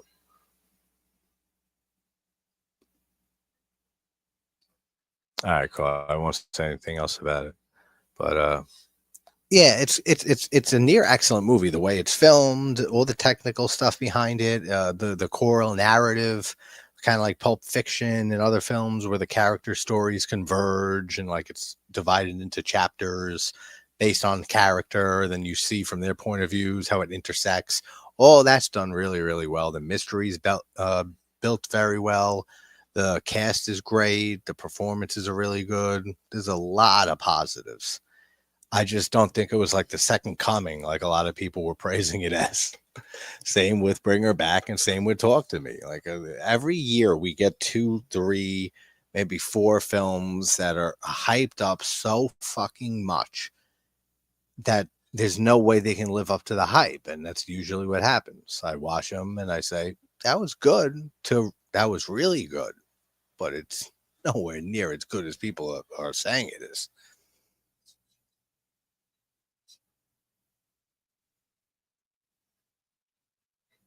Yeah, those two guys would have never gotten through Rusty's door either. See, me neither. Not a chance. Wolf Creek 1 and 2 is on YouTube, Russ. Cool. And Rusty, you got the steelbook for both. Yeah, those are some brutal movies too, man.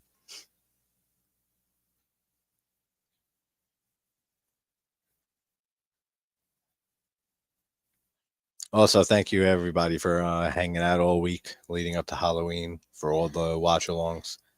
Can't believe most of we did all of them. I mean, I had to push 2 or 3 around, and I moved the ones yesterday. I had Trilogy of Terror was supposed to be yesterday, and then Lisa and the Devil, and then Funny Games tonight. So I moved. I was so tired, and I had actual work to do and stuff this weekend and get done that I was putting off the last week. So I had to do work shit, and then I finally said I'm not doing anything yesterday, and then today I said I'm not doing the matinee today. I was debating even doing this, and then I said no, I'm in the mood for it. So now the only ones we didn't do that we still have are Lisa and the Devil by Mario Bava. We're going to do on Friday night. And we're going to do Trilogy of Terror on Saturday night. Or we might do, instead of Trilogy of Terror Saturday, do continue Twin Peaks with season 2, episode 8, 9, and 10. And then the following week, I'll do Trilogy of Terror, like that next Friday. Because I want to, it's been a bit since we were in the world of Twin Peaks because of Halloween in October and everything, and me going to Mexico and then upstate for a fishing trip and stuff. I was busy the last few months before Halloween season.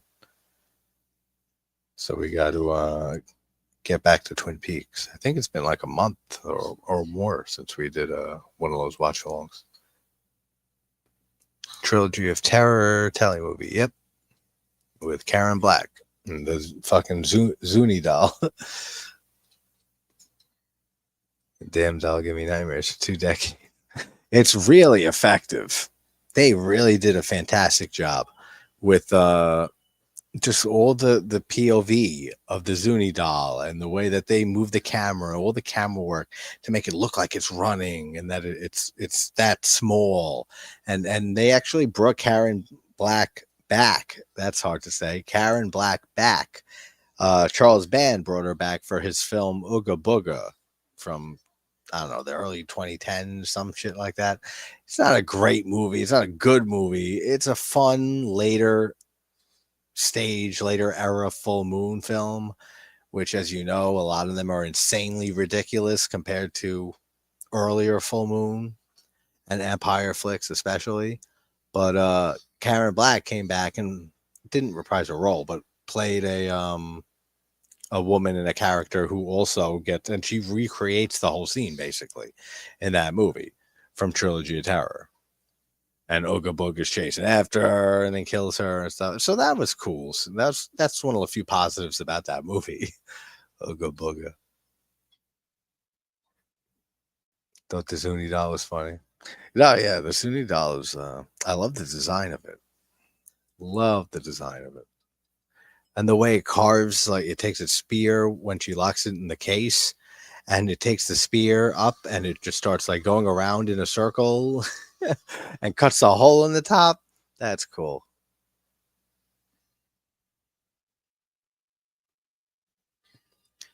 Did you know Juliette Lewis was raised by Karen Black with the permission? I did not know that actually.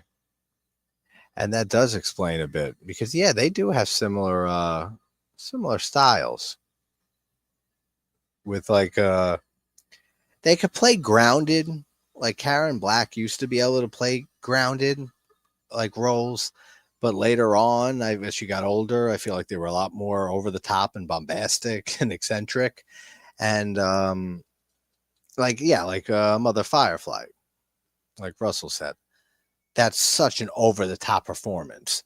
But I feel like Juliette Lewis, as she was younger, she was like Karen Black, like with the more reserved stuff. And as she got a little older, same thing. Those really, over the top type roles. I never knew that. That's interesting. Yeah, very cool, Rusty facts. I wonder what they paid Tim Roth for this movie for basically sitting in a fucking chair for the entire movie. I mean, give him credit, he drives a car at the beginning for a bit, so let's not shit on him too much. But he sits in a chair for the majority of this film, which technically, if driving a car, you're sitting in a chair. You just happen to be moving. So he's literally sitting in a chair for almost this entire film.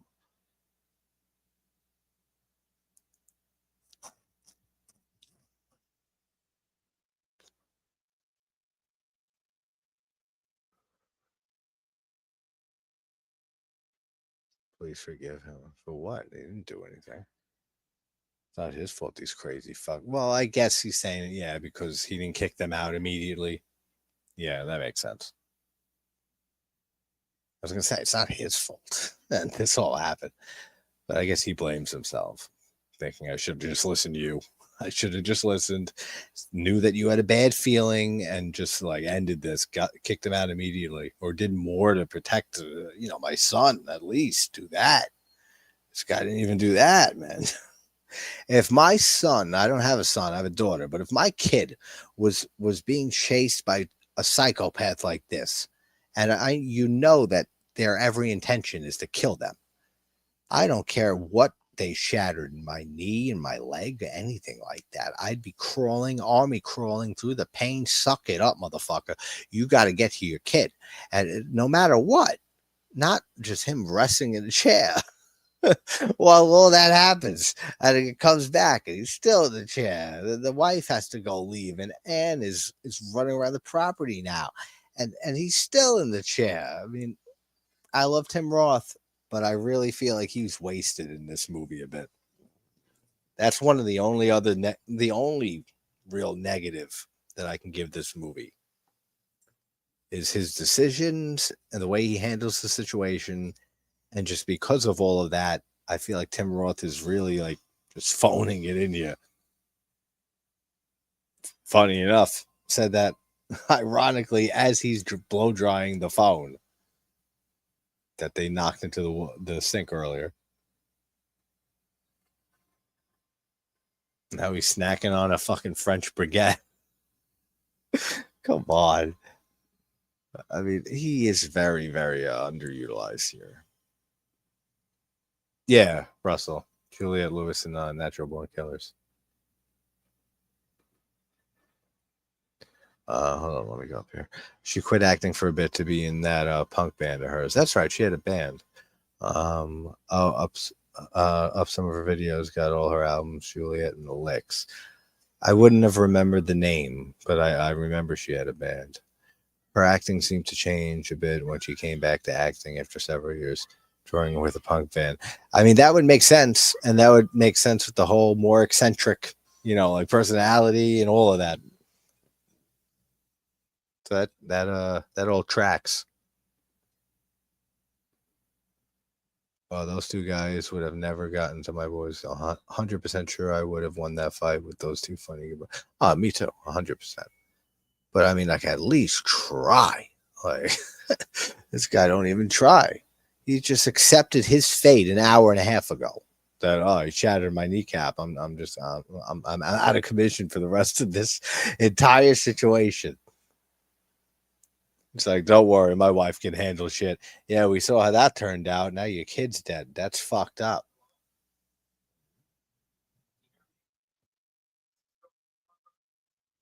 At least he can make a phone call.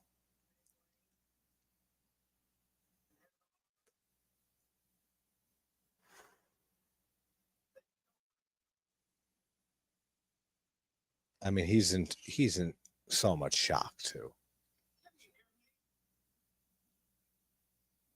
Saying they killed my son. Oh man. Can't imagine. And of course the battery's running low. He got the phone, he blow drying it. It's working. He tried calling 911. Doesn't seem like they heard. And now the battery's dying.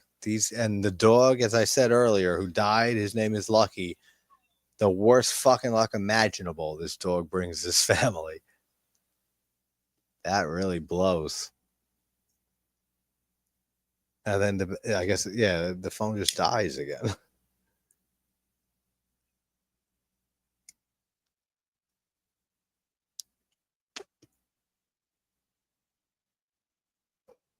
He looks so battered, Tim Roth, in this. They did a good job making him up. Or making him down, I should say.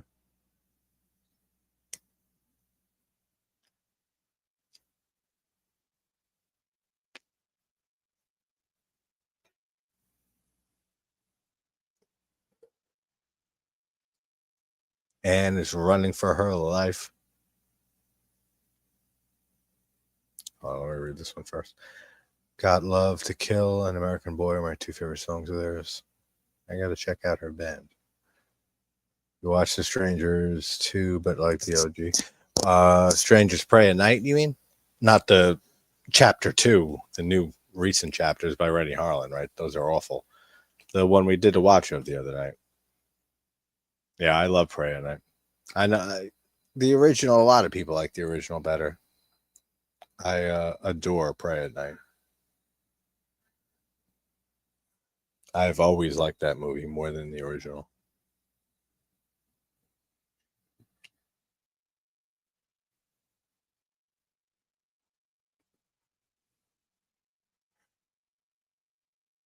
Yeah, I figured you meant Pray at Night, Russ. Will my psychotic helicopter parent personality could top the psychosis that he taught? Yeah, 100%. Yeah. I mean, what do you think of the like the style of it, Russ, and the pool scene, especially the pool scene in that film in Pray at Night is one of my favorite scenes of the decade of 2010s. That scene is perfect in every single way. And then the bridge scene at the end, the ending of the movie too, with the Air Supply song with making love out of nothing at all, and with the man in the mask on the bridge with Kinsey. There's so much style and creativity to that movie, which it bewilders me where that all went for the chapters 1 and 2.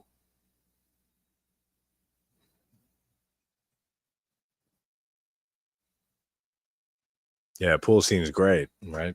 Pool scene is very, very good. That's the most memorable scene from the movie. I just love the sound design.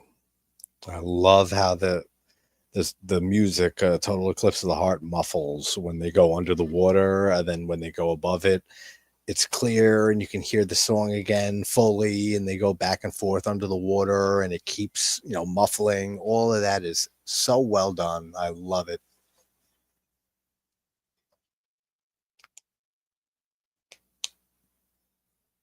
But glad you gave it a watch, man. This is where it slows down a bit, the movie. I'll give it that, or give it that criticism. This whole period with Tim Roth, blow drying the phone, making the phone call, strapped to a chair, fucking trying to walk, looking miserable. I mean, rightfully so. His kid was murdered and all this shit's going on. But until right now is when it picks up again. And it's because Paul and Peter are missing. I mean, it's really Michael Pitt really does drive this film for me in a lot of aspects. You see the golf ball roll into the doorway, and then Paul is back. And Peter is back with Anne.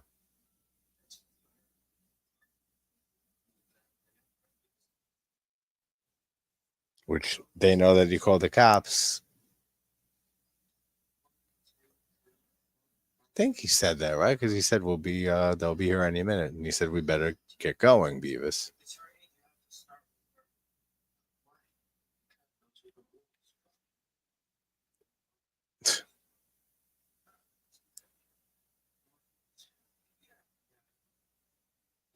Oh, we're about to get the remote control scene. Love both the strangest films. I will stay quiet about the new chapter trilogy as it wouldn't be popular in present company. You can always say your opinions, man. And so if you would like them and enjoy them, I'm glad for you. I think they were terrible. It just nothing worked for me with it. And then more insult to injury is Rennie Harlan directing.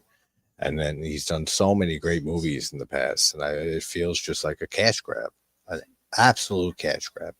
Especially that you have 3 movies that you could have easily edited together into one film, and maybe it would be decent if it was one movie. But like, there was really nothing in both chapters 1 and 2 that I liked at all, except for Madeline Pesh. Is that the actress name? Madeleine Pesh. Her performance is good, but I don't like how they explain stuff about the strangers. Their whole name is the strangers. We're supposed to know nothing about them really, and they're going and giving flashbacks and stuff. I don't know. It just didn't work for me. I'm glad it is for some people. I don't see a lot of people that are enjoying them, but I'm glad some are.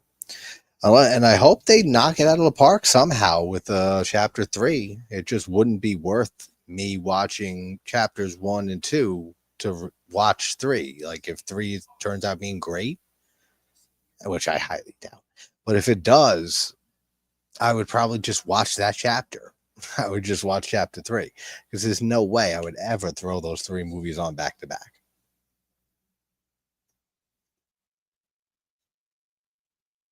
I don't like where they're going with it too, where it seems like there's like the whole town kind of worships them, or like knows all about them and what they do, and it's turning into like looks like it's turning into, from the trailer, I guess, for 3, like a cult that like knows about, or the town's complicit, and so I don't like any of that either. It's taking all the ambiguity away, all the mystery. In the original is because why are you doing this? Because you were home. Pray at night. Why are you doing this? Why not?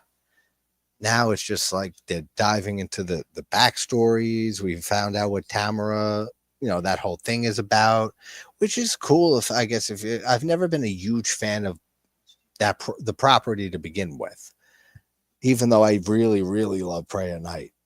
But it's still not like I've never been oh, I love the fucking strangers, they're great. It's just never been a huge franchise for me. But I just feel like the premise, it's not sustainable for a franchise, like for more than 2 films like we got already. But who knows? Maybe this. I'm always open to always check out any movie. I mean, you know how I can't stand Scream, and I'll be watching Scream 7, just like most other people when it comes out. Just like I watched Scream 6 and 5 and 4 and 3 and 2 when they came out, and almost despising every one of those, but still, I still show up. I still watch them because you never know. And actually, Scream 6 gave me the most satisfaction and simultaneously pissed me off so much, because I feel like it had some of the best ideas in the Scream franchise, which, coming from me, that's saying a lot because I don't care for any of it.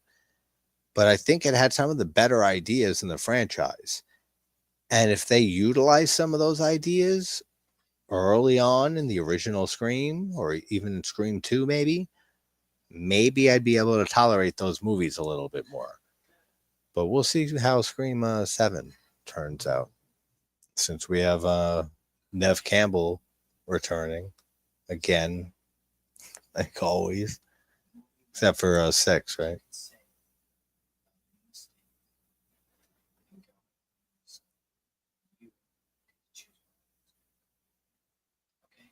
That's right. She has to like recite the prayer, and if she gets it all right, is it a prayer, right? I think.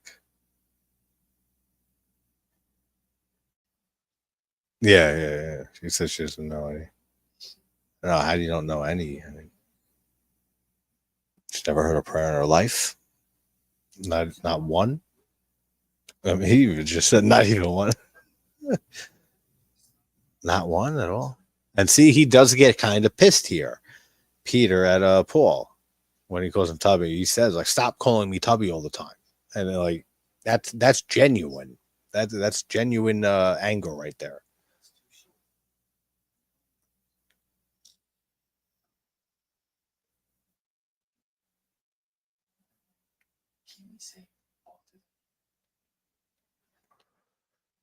I think this is where she grabs the shotgun, which is great.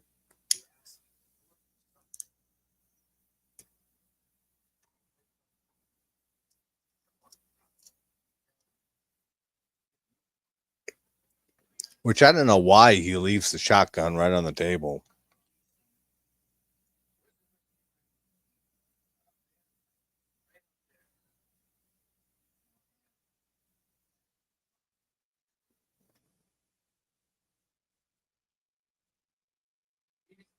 That's a cool shot, actually.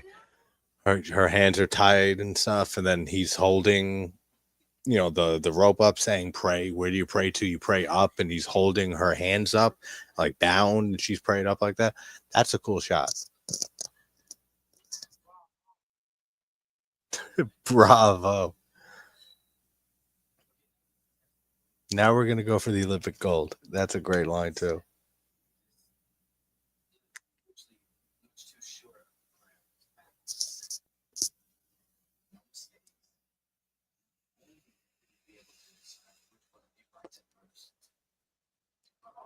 Yeah, here's the scene. Here is the great scene with the remote.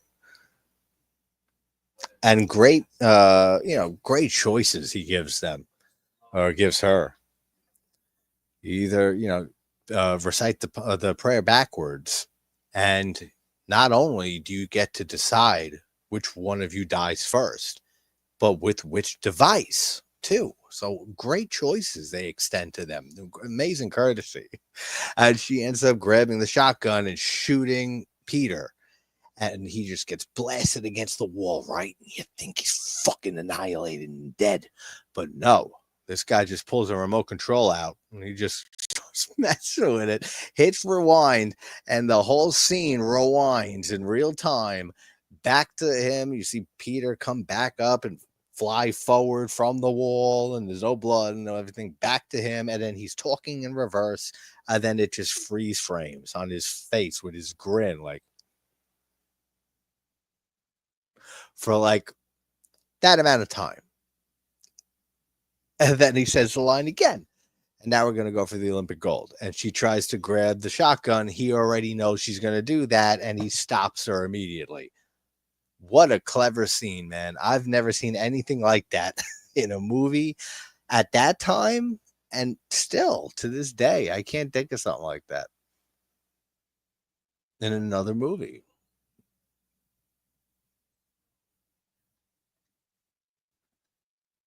Why didn't he also just take the gun up as soon as he rewounded that, like, reality?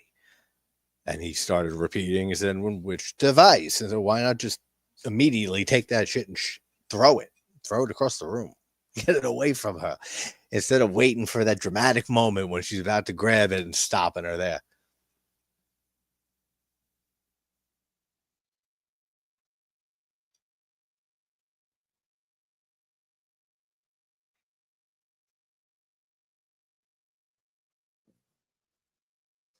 Boom. George is dead. Which is not the legend. Usually you hear Paul is dead, but there's Paul's alive and well in this movie. George is dead. Beyond dead. And now they got the yellow raincoats on. What a fucking depressing, dark ending, man. But they get her on this boat. She's bound by her arms, her hands, her feet, I'm pretty sure too. They're tying her up all over the place. And how casually, in a few minutes, when they're riding on this boat, he just pushes her, flops her into the water, and they just keep on sailing by. It's so dark, man. Pushes her in the water. She got duct tape over her mouth, something over her mouth, and they just shove her in the water and she drowns to death, which is one of the scariest things ever. I'm so terrified of drowning. I don't know what's worse, drowning or being burnt alive. I assure you, none of them are probably good or feel good in any sort of way, but I don't know which is worse. Same end destination, though.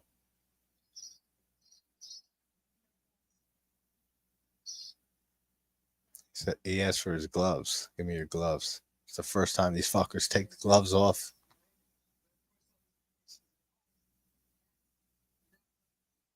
And just how casually they're talking on this boat ride. They're having this whole conversation, and Peter's going on about some unrelated, just random conversation. Like she's not even there. She's not even on the boat. They didn't just kill a bunch of people and a kid. They're just arguing back and forth about just some bullshit.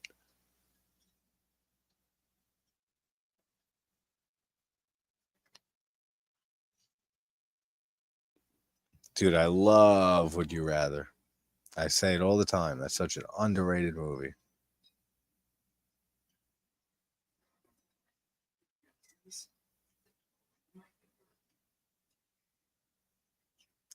Oh, yeah, for sure. I mean, a lot of people also just don't, they don't look outside of, mainstream movie releases and horror films and stuff like that. They don't really, try to find films beyond that.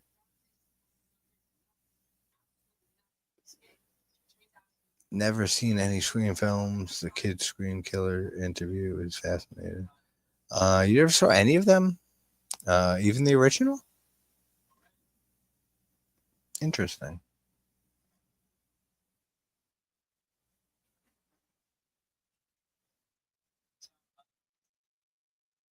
I was saying, though, at that moment it became popcorn and not a serious horror film to be, but it was cool.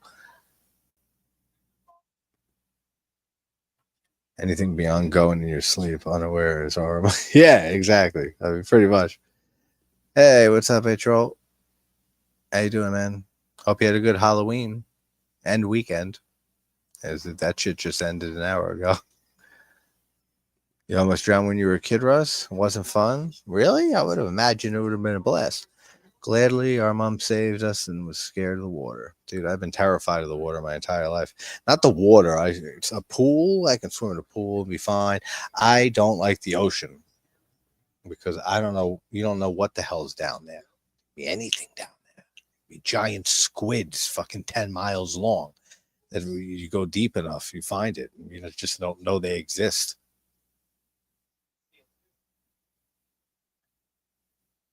And they're still having this conversation.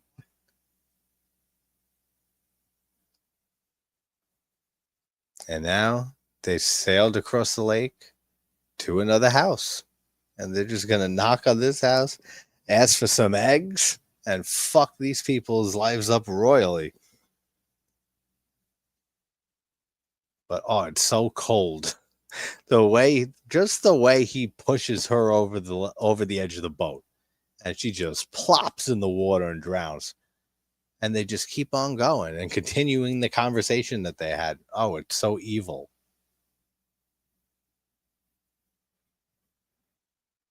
And now they knew about this family, right? Because of the Farbers. You know, everyone, the family they just fucked with this whole movie. They mentioned something about the neighbors here. And that's how he knows that they're home. And he even uses the excuse and says, oh, the Farbers sent me over. Yeah, he says, an aunt sent me.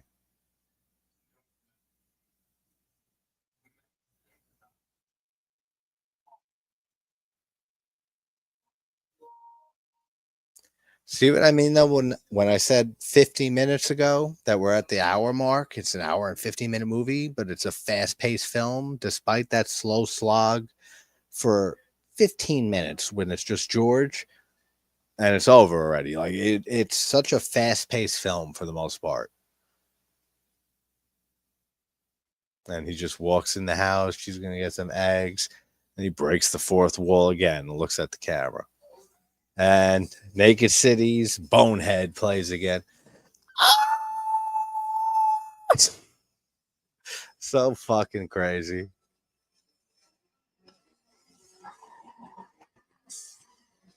That's literally how it sounds. It's insane. But that's Funny Games US from 2007, which I never noticed until I did the deep dive on it last year.